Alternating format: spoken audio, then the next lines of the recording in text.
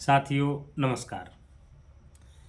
आज फिर मैं एक नया प्रसंग लेकर के आपके समक्ष उपस्थित हूँ। साथियों, ये जो मेरा प्रसंग है, ये कुछ जो पढ़ी लिखी महिलाएं हैं उनके लिए एक मील का पत्थर साबित होगा।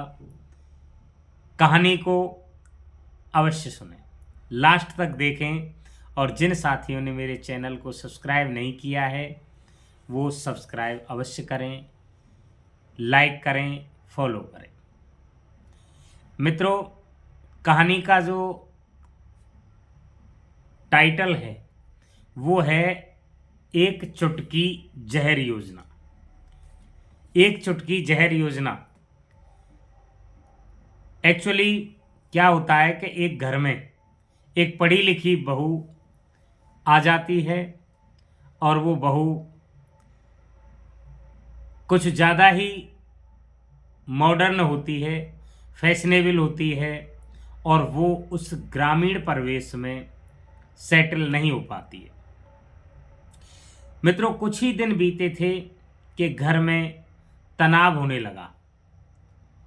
घर में वो अपने पति के साथ ही नहीं, अपनी सास के साथ भी, अपने ससुर के साथ भी, अपनी देवरानी, जेठानी, ननद, भौजाई जो भी कुछ होती हैं उन सब के साथ उसके झगड़े होने लगे, क्योंकि वो महिला कुछ ज़्यादा ही फैशनेबल थी, पढ़ी लिखी थी। वो चाहती थी कि मैं ही इस घर की, जो ये पूरा घर है ये मेरे ही तौर तरीकों से चले, जैसे मैं चाहती हूँ वैसा रहे। तो मित्रों, इस तरीके से शायद कोई किसी का घर ऐसी महिला को स्वीकार नहीं करता। एक दिन स्थिति तो ऐसी आ गई कि उसके पति ने उस महिला को डांटा, थप्पड़ भी मारे, पिटाई भी की, और वो महिला शादी के कुछ महीने बाद ही अपने मायके में पीहर चली गई, मायके चली गई। वहाँ उसने अपने बाप को ये सारी घटना बताई कि पापा मुझे अब उस घर में नहीं रहना है। आपकी जानकारी के लिए बता दूं कि उसके जो पापा थे वो आयुर्वेद के एक वरिष्ठ चिकित्सक थे, बहुत अच्छे डॉक्टर थे। तो जा कर के उसने कहा कि पापा मैं अब उस घर में नहीं जाऊंगी, और जाऊंगी तो या तो वो सास रहेगी या मैं रहूंगी। सास मर जाएगी तो ही मैं वहां पर जाऊंगी। और आप आयुर्वेद के चिकित्सक हैं, यदि ऐसी दवा है, ऐसी कोई जहर है, तो आप वो मुझे दे दीजिए, जिसको मैं लेकर के अपनी सास को दे दूं और वो सास मर जाए। पिता ने कहा, बेटी मैं आपको जहर तो दे दूं, लेकिन उसका दोष सीधा सीधा तुम्हारे ऊपर आ जाएगा, पुलिस तुम्हें पकड़ ले जाएगी, हम भी कुछ नहीं कर पाएंगे। लेकिन पहले आप ये फिक्स कर लो कि क्या वास्तव में आपको उस घर में जाना है या नहीं जाना है। मित्रों, उस महिला ने फिर ये फाइनल करके कह दिया कि पिताजी मुझे नहीं जाना है। पिता ने कहा, ठीक है, यदि तुम्हें नहीं जाना है तो एक योजना है, एक चुटकी जहर योजना।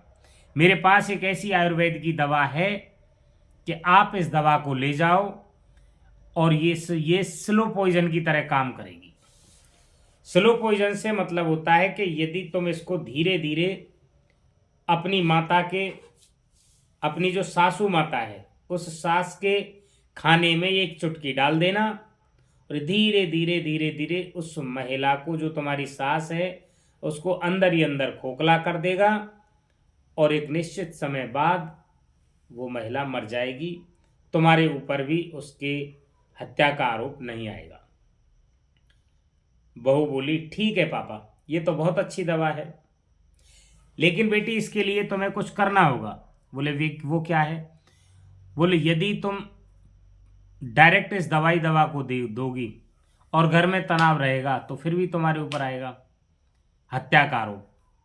इसलिए तुम कुछ समय के लिए, 6 महीने के लिए, अपनी सास की खूब जबरदस्त अच्छे से अच्छी सेवा करना, उसके कपड़े धोना, उसकी परवरिश करना, और जो कुछ हो सके उससे अच्छा बर्ताव करना। मौखिक अभिव्यक्ति उसकी सही होनी चाहिए, व्यवहार अच्छा रखना, जिससे किसी को पता भी नहीं लगे। बोले ठीक है पापा, 6 महीने की तो बात है, 6 महीने तो मैं उसको रख लूंगी। उस चुटकी जहर को लेकर के वो बहू जब पुनः अपनी ससुराल आती है तो वो अपनी माँ के, सास के जाते जाते पैर छूती है, पैर छू करके उसके पैर दबाती है, और मित्रों समय निकलता जाता है।